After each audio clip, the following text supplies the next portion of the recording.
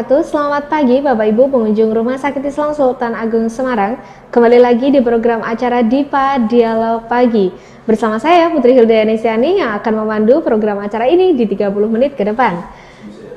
Sebelumnya kami sapa dulu Bapak Ibu pasien Rumah Sakit Islam Sultan Agung Semarang yang sedang menjalani pengobatan di rumah sakit. Semoga Allah memberikan kemudahan dalam menjalani pengobatan di Rumah Sakit Islam Sultan Agung Semarang dan Banjarbaru. Dan kami sapa juga Bapak Ibu karyawan-karyawati yang sedang menjalani aktivitas. Semoga Allah memberikan kemudahan dalam menjalani aktivitas di Rumah Sakit Islam Sultan Agung. Dan kami sapa juga Bapak Ibu pengunjung Rumah Sakit Islam Sultan Agung. Kami ucapkan terima kasih atas kepercayaan pelayanan kesehatan di Rumah Sakit Islam Sultan Agung baik di Semarang maupun di Banjarbaru. Nah, pada pagi hari ini kita akan membahas tentang tips mencegah terjadinya hiperglikemi atau gula darah tinggi. Nah, sebelumnya nih pasti kita awam banget ya apa itu arti dari hiperglikemi. Nah, kita sudah menghadirkan narasumber kita dari perawat Rumah Sakit Islam Sultan Agung Semarang. Assalamualaikum Mbak Isna. Waalaikumsalam warahmatullahi wabarakatuh Mbak Ilda. Gimana kabarnya Mbak Isna? Alhamdulillah luar biasa, sehat walafiat. Sehat ya. Yeah. Mbak Isna sendiri ini dari perawat mana nih? Saya sejak awal masuk kerja sampai sekarang ditempatkan di ruang bangsal penyakit dalam, khususnya di ruang Baitul Iya 1. Oh baik, jadi memang udah hafal nih ya tentang beberapa penyakit yang salah satunya akan kita bahas pada pagi hari ini yaitu hiperglikemi ya. Baik, Mbak Isna, sebelumnya nih pastinya teman-teman atau rekan-rekan yang sedang menonton acara pada pagi hari ini tuh sangat awam nih dengan kata-kata hiperglikemi ya. Nah, boleh nih Mbak Isna dikasih tahu nih definisi sendiri dari hiperglikemi itu apa sih? Ya, ini adalah tema yang sangat menarik ya, Mbak. Di mana pasien-pasien juga di ruang Baitul Iya 1 juga di bangsal penyakit dalam ini juga banyak kasus-kasus hiperglikemi. Nah, kita harus mengenal dulu apa itu hiperglikemi. Hiperglikemi itu adalah keadaan di mana glukosa di dalam darah kita itu dalam level yang tinggi atau di atas batas normal. Nah, bagaimana kita tahu glukosa di dalam darah kita itu normal atau tidak? Tentunya harus dengan pengecekan gula darah. Nah, pengecekan tersebut banyak cara-caranya. Iya. Yang pertama itu kita bisa melakukan pengecekan gula darah sewaktu. Gula darah sewaktu ya. Atau biasanya kita sebutnya GDS. Nah, gula darah sewaktu itu kita bisa mengecek entah itu setelah makan, entah itu pagi, sore, malam, tidak terpaku oleh waktu. Oh baik. Nah, menurut Perkelni atau Perkumpulan Endokrinologi Indonesia itu menyebutkan bahwa jika kadar gula darah kita di atas 180 saat pengecekan tersebut, maka sudah dikatakan itu hiperglikemi atau kelebihan gula darah. Oh baik. Yang kedua adalah dengan pengecekan gula darah puasa. Nah, biasanya biasanya pasien itu diminta untuk berpuasa dulu 8 sampai 10 jam. Nah, ini triknya nih perawat kalau di ruangan supaya pasiennya nggak lapar panjang, biasanya kita puasakannya malam hari. Oh, malam hari. Ya, malam hari terus kemudian paginya kita cek gula darahnya pasien. Iya, kalau dipuasakan siang kan kasihan ya. Iya. Siang-siang dulu lapar gitu. Jadi kita biasa mensiasatinya dipuasakannya malam hari, pagi harinya kita ambil sampel darahnya pasien. Nah, kalau gula darah puasa dikatakan hiperglikemi apabila lebih dari 126 hasilnya. Lebih dari 126. Ya. Kemudian juga ada tes gula darah postprandial atau 2 jam setelah makan. Contohnya, kita sarapan jam 6, kemudian diambil darahnya jam 8. Itu kan selang 2 jam setelah makan. 2 jam setelah makan. Ya, selang 2 jam setelah makan. Apabila hasilnya itu lebih dari 200, nah itu bisa kita katakan sebagai hiperglikemi atau kelebihan gula darah. Nah, seperti itu. Nah, ada lagi tes yang selanjutnya yaitu tes HbA1c. Ini menggunakan tes laboratorium dalam darah. Nah, istimewanya tes HbA1c ini kita bisa melihat rata-rata gula darah pasien dalam kurun waktu 3 bulan. Nah, itu jadi kalau kita tes HbA1c itu kita bisa tahu nih pasien hiperglikemi ini patuh apa enggak sama pengobatan. Nah, pola makannya bisa terdetek ya? Iya, bisa terdetek. Nah, seumpama pasien mengatakan, saya olahraga Mbak, makannya sudah diet. Nah, tapi tes HbA1c-nya mengatakan tinggi atau lebih dari 6,5. Nah, itu bisa menjadi indikasi bahwa pasiennya ternyata tidak patuh dalam manajemen hiperglikemi. Betul. Jadi memang banyak sekali ya ini ya tentunya ya untuk pengecekan gula darah sendiri ya. Banyak pilihannya untuk mengecek gula darah. Kalau yang sekarang ini dimudahkan, pasien bisa mengecek sendiri di rumah menggunakan alat yang namanya glukotes. Nah, biasanya biasanya pasien-pasien sendiri sudah punya alatnya di rumah. Kalau sudah terbiasa memakai alatnya bisa, atau bisa juga tes di rumah sakit apabila ditemukan tanda-tanda hiperglikemi. Baik, jadi memang hiperglikemi itu memang yang diabetes mungkin yang sudah akut gitu ya? Ya, kalau hiperglikemi itu adalah tandanya kenaikan gula darah, sedangkan diabetes adalah penyakitnya, ya mirip dengan diabetes. Mirip ya. Baik. Nah, kira-kira Mbak, tanda dan gejala orang terkena hiperglikemi itu seperti apa sih? Nah, ini menarik juga tanda gejala hiperglikemi. Kapan sih kita harus aware atau harus sadar? Apa jangan-jangan saya hiperglikemi ya? Iya, betul. Nah, oleh karena itu kita harus tahu juga apa tanda-tanda sama gejala hiperglikemi. Yang pertama adalah sering buang air kecil atau kita sebutnya dengan poliuri kalau dalam istilah medisnya. Nah, kenapa kok pasien-pasien hiperglikemi itu cenderung sering pipis? Baru ini pipis, kemudian 1 jam setelahnya kebelet pipis lagi. Sering BAK, kenapa? Nah, pada proses normalnya itu gula disaring di dalam ginjal, ya harusnya kan tersaring, kemudian dipakai oleh tubuh kita untuk menjadi energi. Betul. Nah, pada keadaan berlebih, gulanya itu sudah menumpuk, akhirnya terbuang di urin. Nah, terbuang di urin, sedangkan sifat dari gula itu adalah mengikat air. Betul. Nah, karena sifat gula mengikat air, jadi semakin banyak gula yang kita konsumsi, semakin banyak pula air yang dibutuhkan. Nah, oleh karena itu sering pula kita buang air kecil, karena untuk membuang gula-gulanya itu. Betul. Nah, tanda gejala yang kedua adalah sering haus. Nah, atau kita sering haus juga itu termasuk gejala dari hiperglikemi. Baik. Atau kita sering menyebutnya adalah polidipsi. Nah, kenapa kok pasien-pasien dengan hiperglikemi itu sering haus? Ya karena banyak mengeluarkan kencing. Nah, otomatis dalam otak kita akan mengirimkan sinyal. Betul. Ini kekurangan nih, cairan saya kekurangan. Bagaimana untuk mengkompensasi itu? Tentunya kita harus banyak minum. Nah, itu menyebabkan kita sering haus, merasa haus. Nah, tanda gejala yang selanjutnya adalah sering merasa lapar. Nah, ini sering merasa lapar ya? Kita itu salah satu gejalanya juga ya? Iya. Jadi kalau kita semisal merasa kok tadi habis makan, ini kok lapar lagi, nah ini harus kita waspadai juga jangan-jangan gula darahnya kita tinggi. Baik. Nah, kenapa kok pada pasien hiperglikemi itu merasa sering lapar? Nah, pada keadaan normalnya itu gula diserap oleh tubuh kita melalui sel ya. Masuk ke dalam tubuh kita untuk dijadikan energi.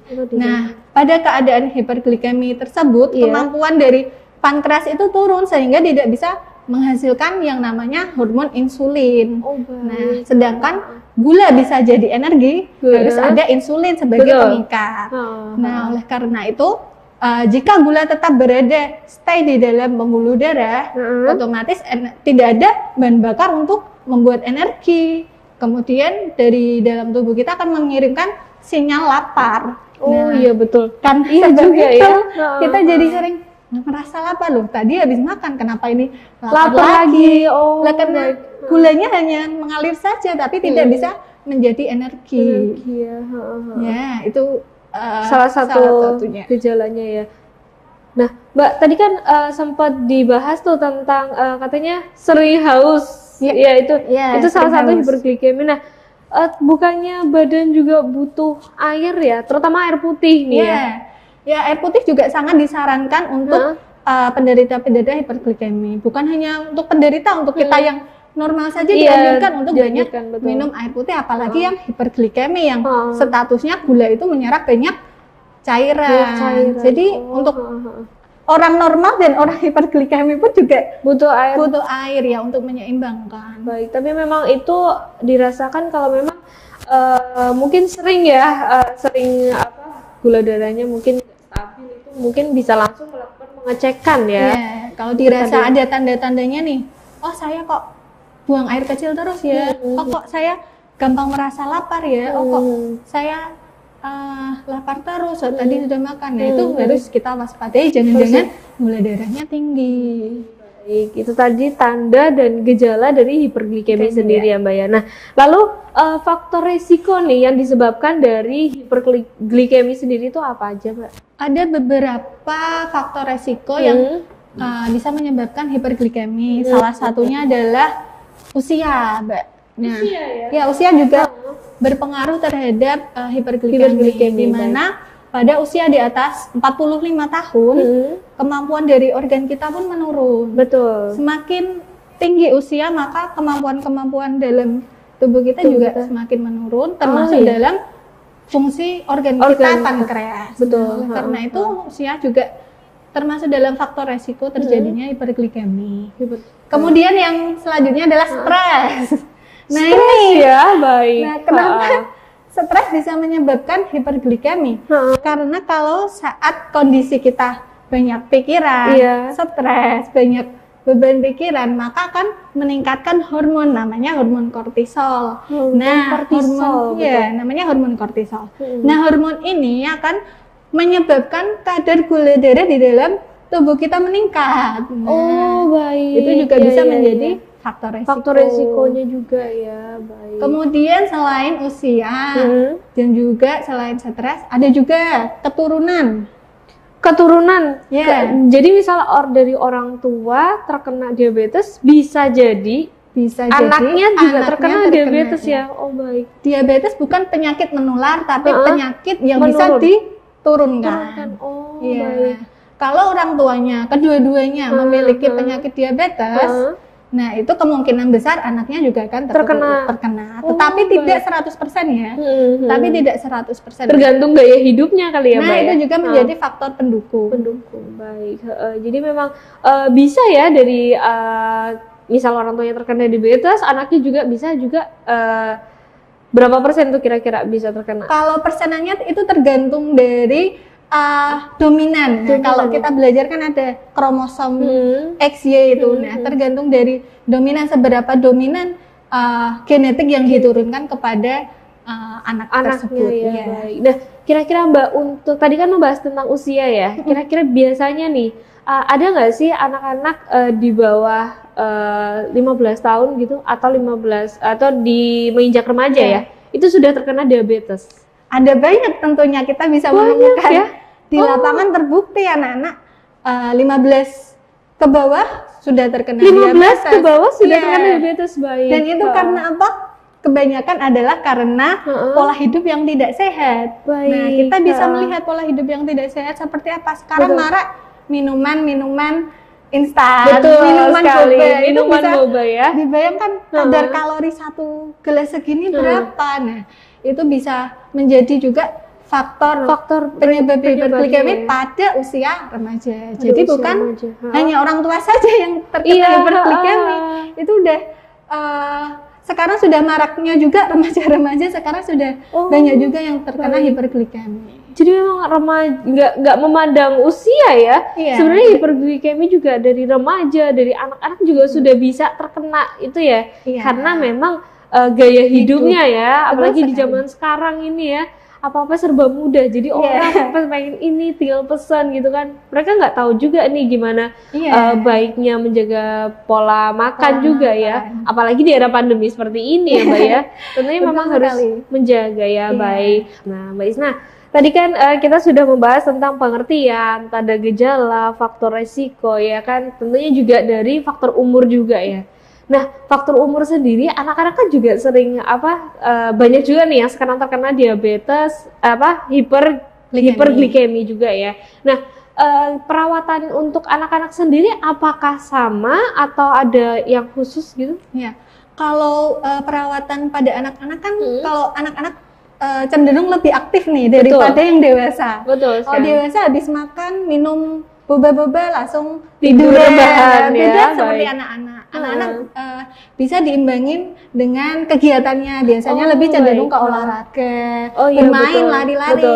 Jadi asupan kalori yang didapat sama anak-anak itu bisa didistribusikan untuk aktivitas-aktivitas. Jadi input sama outputnya sama. Tidak, tidak seperti orang dewasa yang inputnya banyak tapi outputnya nggak ada. Nah, untuk anak-anak sendiri nih Mbak Isna, bisa nggak sih sembuh dari diabetesnya nih? Kalau diabetesnya masih tahap akut, tentunya bisa dengan pola hidup dijaga, pola hidup ya? Yang benar. Jadi memang masih bisa sembuh nih ya kalau ke anak-anak sendiri ya Mbak Isna ya. Nah, baik. Nah, dari diabetes atau hiperglikemi ini apakah bisa menyebabkan komplikasi ke penyakit yang lainnya nih Mbak Isna? Nah, ini berbicara mengenai komplikasi diabetes. Ada banyak sekali di ruangan-ruangan juga kita temukan kasus-kasus dengan komplikasi diabetes. Betul. Yang pertama adalah retinopati atau kerusakan pada retina mata kita. Di mana pada pasien dengan gangguan hiperglikemi tersebut dapat merusak retina mata kita. Jadi penglihatannya lama-lama jadi kabur. Pada tahap hiperglikemi yang kronis dapat mengganggu dari penglihatan kita dan lama-lama menjadi kabur dan tidak menutup kemungkinan untuk terjadi kebutaan. Kebutaan juga bisa ya Mbak ya. Nah, apakah katarak itu ya Mbak salah satu dari faktor penyebabnya itu hiperglikemi? Ada juga kasus di ruangan juga mata juga salah satu pendukungnya adalah karena gula darah yang tidak terkontrol. Gula darah yang tidak terkontrol ya. Itu juga bisa ya Mbak ya menyebabkan katarak juga ya. Menyebabkan penyakit pada mata dan khususnya gangguan pada retina mata. Nah, itu juga umur berapapun itu juga bisa terkena juga ya? Bisa terkena, tetapi kalau kasus di dalam ruangan lebih banyak terkena pada usia-usia lanjut. Pada usia lanjut. Tapi kalau memang masih di bawah umur mereka masih bisa masih bisa sembuh ya tentunya. Nah, Mbak Isna, untuk pemeriksaan sendiri nih di Rumah Sakit Sultan Agung itu seperti apa untuk pemeriksaan gula darahnya? Nah, bersyukur juga di Rumah Sakit Sultan Agung ini fasilitasnya sangat lengkap dalam pemeriksaan gula darah dan didukung dengan dokter-dokter spesialis endokrin juga. Pada pasien dengan gangguan hiperglikemi juga sebelum pasien pulang biasanya dibawakan insulin. Nah, sebelum insulin itu kan bentuknya seperti ada yang seperti pen gitu ya. Nah, itu biasanya digunakan pasien di rumah. Nah, sebelum pasien dibawakan insulin tersebut dari petugas Rumah Sakit Sultan Agung akan memberikan edukasi kepada pasien tersebut bagaimana cara menggunakannya dengan baik, harus digunakan dengan dosis yang benar, tidak boleh menggandakan dosis. Tidak boleh menggandakan dosis ya. Kalau seumpama misal pagi kita lupa nih menyuntikkan insulin, siang kita tidak boleh menggandakan dua kali, tidak boleh menyuntikkan insulin itu 2 kali karena akan menyebabkan resiko terjadinya hipoglikemi atau penurunan drastis pada kadar gula darah. Jadi memang di Rumah Sakit Islam Sultan Agung ini tuh udah lengkap dan dokternya juga juga memadai, sudah berkompeten lah ya di penyakit ini ya Mbak ya. Baik. Nah, Mbak, kadang ada yang tanya nih, pasti ini pertanyaannya sering dilontarkan ya oleh pasien-pasien yang mungkin sering kesini atau sedang periksa. Boleh nggak sih gula itu diganti dengan madu atau gula aren? Gula pasir diganti oleh madu atau gula aren. Nah, ini banyak juga yang tanya. Pengganti gula pasir itu apa sih? Apa boleh diganti dengan gula aren atau madu? Nah, tipe dari gula aren dan madu itu termasuk dalam karbohidrat sederhana. Nah, kita ada karbohidrat sederhana dan ada karbohidrat dalam kompleks, kan ada 2. Nah, kemudian yang madu sama gula aren itu sama gula pasir termasuk dalam kategori karbohidrat sederhana. Di mana pada penyandang diabetes atau hiperglikemi kita harus mengurangi itu karbohidrat sederhana itu sebisa mungkin kita kurangi dan kita ganti dengan karbohidrat yang kompleks. Contohnya seperti jagung, itu boleh. Manis-manisan seperti buah, itu boleh diperbolehkan. Tapi kalau gula aren dan madu tidak kami anjurkan atau tidak kami sarankan. Tidak dianjurkan dan tidak disarankan. Menurut WHO atau Health Organization itu maksimal kita konsumsi gula darah itu, maksimal kita konsumsi gula pasir itu adalah sekitar 5-9 sendok teh. Teh ya, bukan sendok makan ya. Teh ya, yang kecil itu ya. 5-9 sendok teh yang kecil, dan itu pun dipres, bukan yang di yang kalau kita munjung banget itu ya. Jadi itu pun dipres. Ya. Maksimal 9 sendok. Untuk satu hari Untuk atau 1 hari. Untuk 1 hari 9 sendok ya. Ya. Itu memang udah ngepas banget tuh harus 9 sendok ya. Itu maksimalnya ya. Baik. Nah, terus kita ganti dengan karbohidrat yang kompleks. Contohnya seperti sayur hijau, seperti buah-buahan. Itu kan juga manis, boleh dikonsumsi. Buah-buahan, sayur. Itu juga bisa. Kacang-kacangan boleh. Oh, kacang boleh ya? Kacang boleh. Baik. Nah, Mbak, kira-kira nih, apa benar? Ini kita sedikit membahas tentang makanannya ya. Benar nggak sih kalau misalnya orang yang sudah terkena diabetes atau hiperglikemi ini benar-benar harus menghindari nasi putih dan mungkin bisa berpindah ke nasi merah? Oh iya. Nah, ya kan nasi banyak banget tuh yang tanya ya. Banyak juga pertanyaan mengenai ini. Nah, kita lihat dulu indeks hiperglikemik kalau kita menyebutnya. Indeks hiperglikemik antara nasi putih dan nasi merah. Betul. Kita bandingkan. Banyak yang mana ini kalorinya antara nasi putih dan nasi merah. Nah, pada jurnal-jurnal penelitian juga dikatakan bahwa nasi merah itu cenderung indeks hiperglikemiknya lebih rendah daripada nasi putih. Nah, oleh karena itu kita merekomendasikan juga untuk mengganti nasi putih dengan nasi merah yang tentunya rendah kalori dibandingkan dengan nasi yang putih. Ya, kita merekomendasikan untuk mengganti nasi putih dengan beras merah. Ya, itu lebih kaya serat juga karena termasuk dalam kaya serat ya. Nah, kalau misalnya dari dari nasi putih ke kentang itu bisa dianjurkan nggak, Mbak? Nah, kita kembali lagi ke dalam indeks hiperglikemik. Kita membandingkan nih, indeks hiperglikemiknya kentang dan nasi putih tinggi mana? Nah, antara kentang dan nasi ini adalah tinggi nasi putih. Jadi boleh kita ganti dengan kentang. Nah, tapi harus kita ingat juga, boleh diganti tapi porsinya jangan ditambah. Oh iya. Sama saja nanti. Nanti kita mengganti nasi merah tapi porsinya 2 kali lipat, sama saja. Betul. Kita mengganti kentang tapi kentangnya 2 kali lipat, sama saja. Tapi kalau lontong juga nggak masalah ya kalau untuk lontong itu dari apa dulu? Dari nasi. Nah, kalau nasi sama saja dong. Iya. Oh, jadi memang kentang juga nggak tadi lontong juga itu bukan lontong salah satu dalam nasi. Iya. Oh, bukan. Sama saja memiliki kadar hiperglikemik yang tinggi. Lebih tinggi atau sama, Mbak, kalau lontong? Karena bahannya sama dari beras putih, tentunya juga sama ya. Baik. Lebih baik diganti dengan beras merah. Beras merah ya. Karena mengandung banyak serat juga beras merah dan rendah kalori. Rendah kalori juga ya. Nah, Mbak tadi kan sempat menyinggung masalah jagung. Oh iya, ya kan. Nah, kita juga sering nih banyak banget iklan di televisi nih. Tentunya juga pasti pemirsa atau pasien menanyakan, apa boleh sih kita mengkonsumsi gula jagung yang gula saset itu? Oh iya.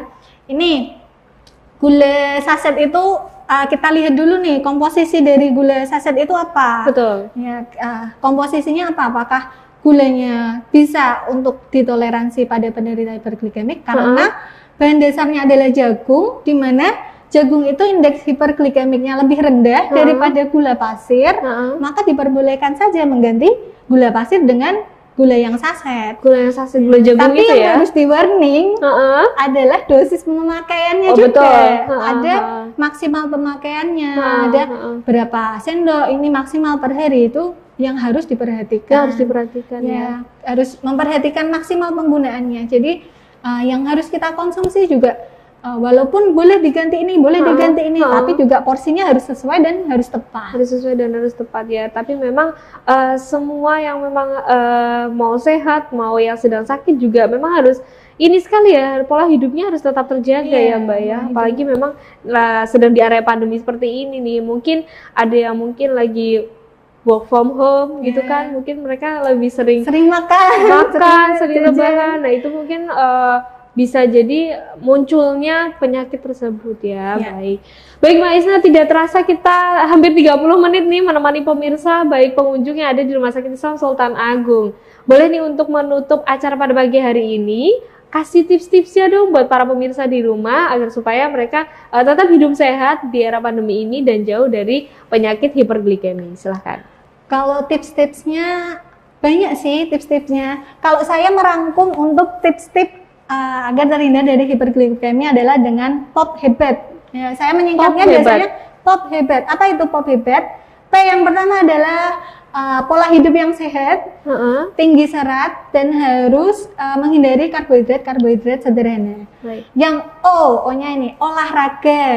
Nah, ini juga harus penting. Nah, ini kebanyakan juga ibu-ibu sudah mencuci, sudah ini sudah olahraga. Padahal itu bukan termasuk olahraga. Nanti di next time bisa dibahas ya. Terus P yang ketiga adalah pengecekan gula darah secara rutin. Nah, H hindari stres. Terus juga B-nya adalah berat badan ideal. Terus juga A, penggunaan obat-obatan secara rutin dan teratur. Baik, nah, itu tadi ya. Tadi apa Mbak? POP Hebat. POP Hebat ya, kita menyingkatnya POP Hebat. Itu singkatan dari saya sebenarnya. Baik, tapi memang itu menyangkup semuanya ya untuk para mungkin pasien atau mungkin para pemirsa di rumah yang memang tidak mau terkena penyakit ini ya Mbak ya. Baik, terima kasih sekali Mbak Isna untuk edukasinya nih mengenai hiperglikemi dan juga informasi-informasinya. Tentunya sangat bermanfaat ya untuk saya dan juga para pemirsa yang ada di rumah maupun di Rumah Sakit Islam Sultan Agung Semarang. Baik pemirsa, saatnya kami pamit undur diri. Jangan lupa untuk tonton terus beberapa program acara yang ada di Hospital TV Sultan Agung dan di YouTube channel kita yaitu RSI Sultan Agung. Nah, pemirsa, saatnya saya dan kru yang bertugas pada pagi hari ini pamit undur diri. Wassalamualaikum warahmatullahi wabarakatuh.